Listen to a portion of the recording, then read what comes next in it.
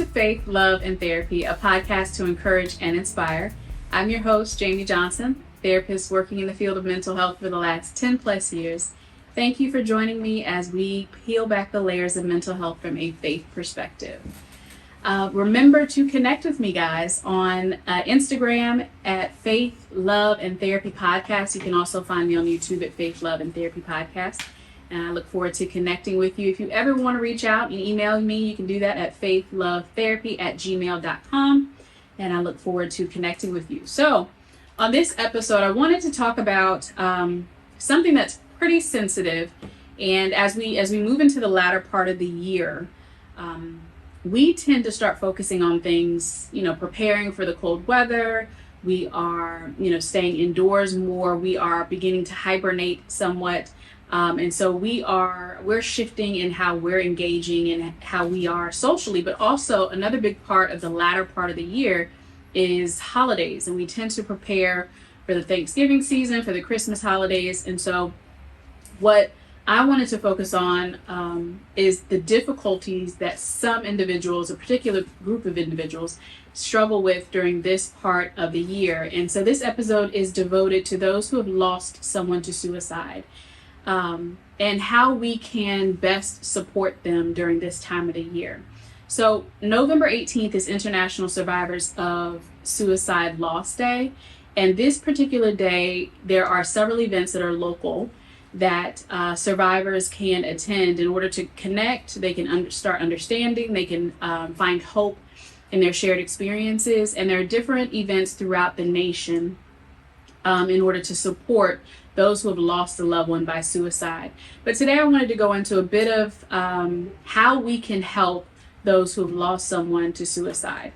And first I wanted to talk about the fact that, there's grief and bereavement. And sometimes the question comes up, is suicide bereavement different, right? Is it different from losing someone you expected to losing someone to a terminal illness? Is it different? And so there's some research that, and the clinical literature and research basically says that although not always, the mourning process after suicide is a little different because the cause of death is different, right? And so here are a few ways that it is a little different from losing someone that you anticipated losing, or losing someone in a different way.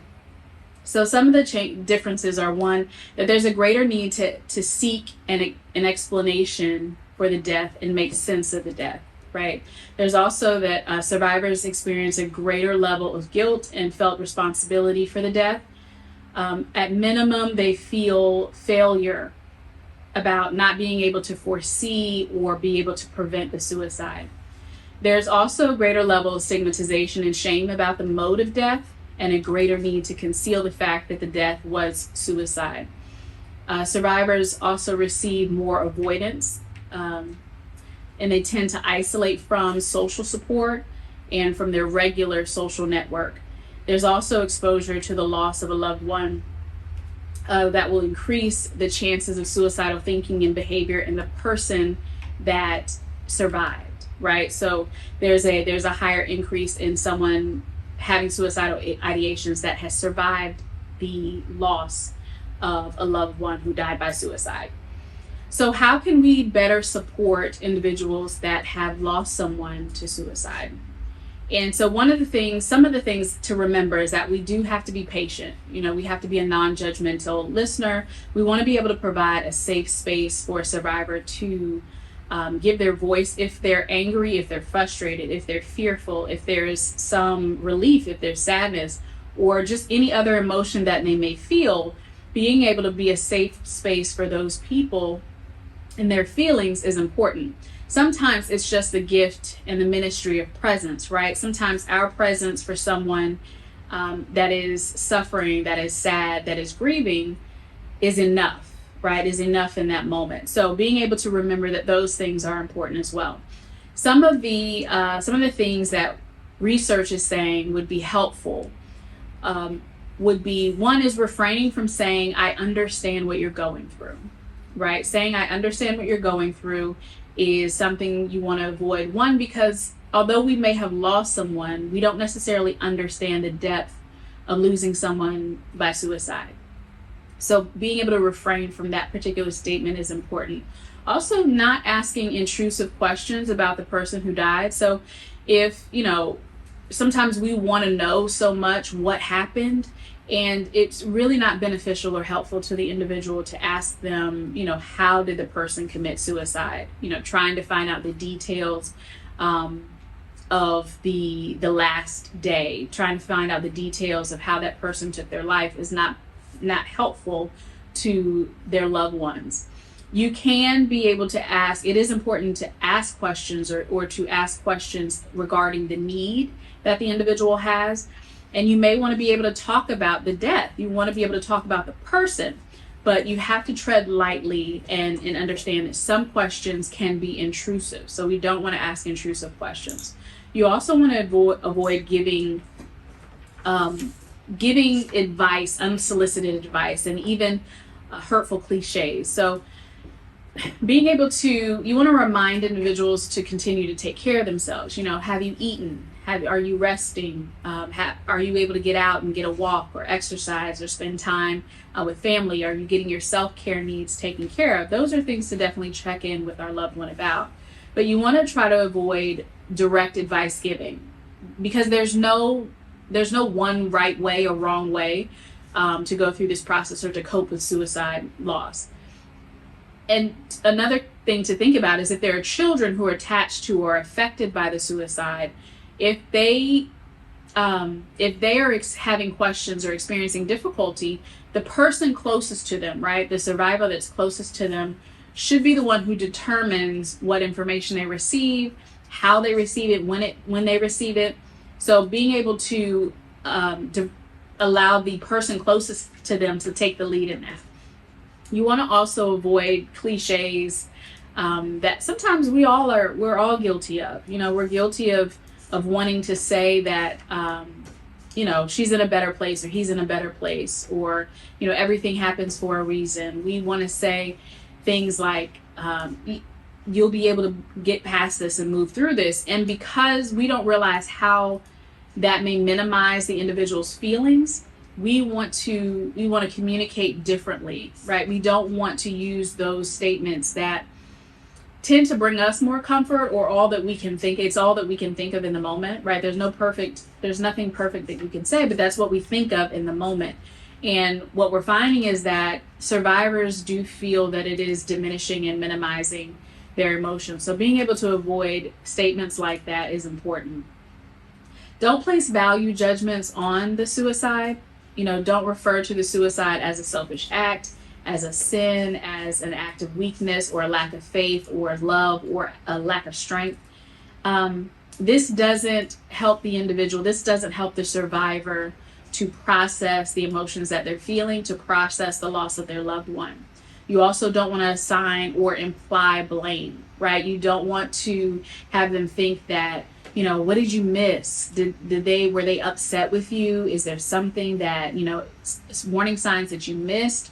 That tends to develop a bit of shame and anxiety and fear that they did miss something, right? And that they have these regrets that they didn't catch whatever. But what we know is that a lot of individuals who are suicidal and go through the act of committing suicide don't have a lot of signs. It's not always that there are these obvious signs before they commit suicide. So we don't want to assign or imply blame in our conversation with those who have lost a loved one to suicide. We do want to be proactive about offering help. And so it can be hard for those who've lost someone to receive help, but we don't want to assume that they don't need anything, that they'll just ask. Because sometimes it's going to be very hard for them to just ask. And so it is beneficial to say things beyond, let me know if you need something, right? That's our tends to be our go-to. Call me if you need me. Let me know if you need something. But be specific and, call them and say, I'm going to the grocery store. I'm going to pick up my groceries. Give me a list of things that you need so I can drop it off at the house, right? You're being very specific about how you're helping. I know that the grass is getting high. I can bring my my mower and I'll go ahead and cut the grass when I'm done this weekend, right? So you're being specific about how you can help. And of course, there may be some things that I say, no, you know, I have somebody coming, or I don't want you to do that. But part of our showing up is being available, but also being persistent in a way that is respectful. So being persistent and being able to say, okay, but if you don't get to it, and I'm going to come back and get it done for you. It's no problem, right? Being persistent in that way that I don't want you to feel as though that you have to handle all of this by yourself.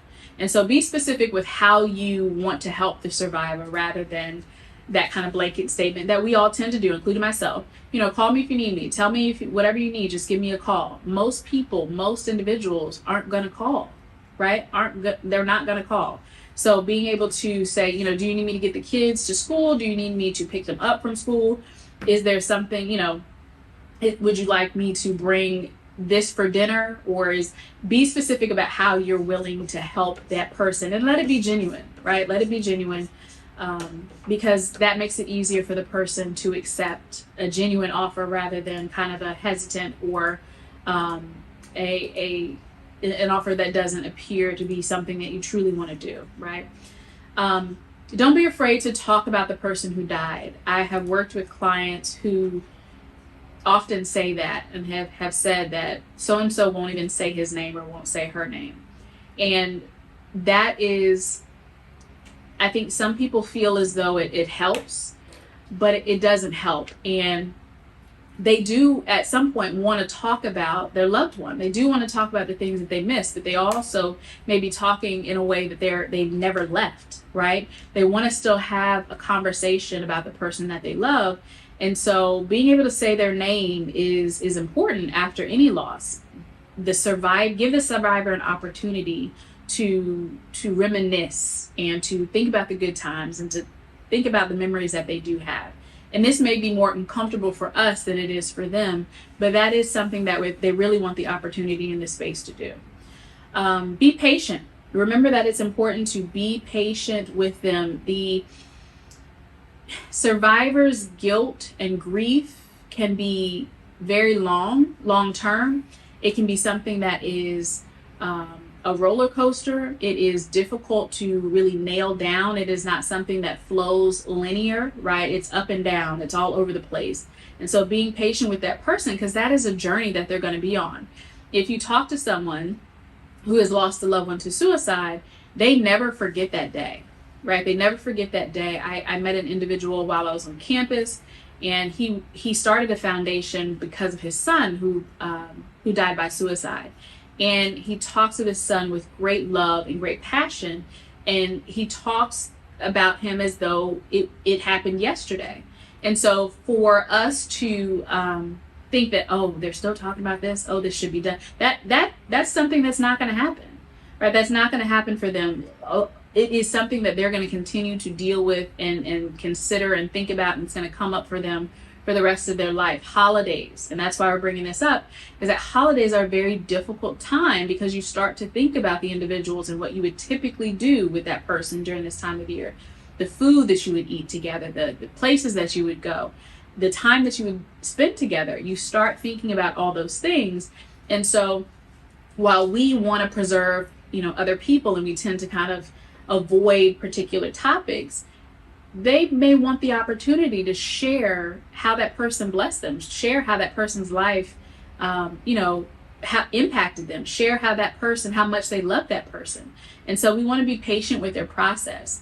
We often want to say, this too shall pass, right? This too shall pass. We understand that the pain changes, right? And it shifts, and it may not be as heavy. Things do pass, right? But we don't want to diminish their process. We don't want to get in the way of their process in order to make us feel better, because it's typically more so about us than it is about them when we lack patience with their process. Another thing is, don't disappear. And this is a big one. And I have, we talk about this often just after grief in general. When someone dies, the family, the house is full.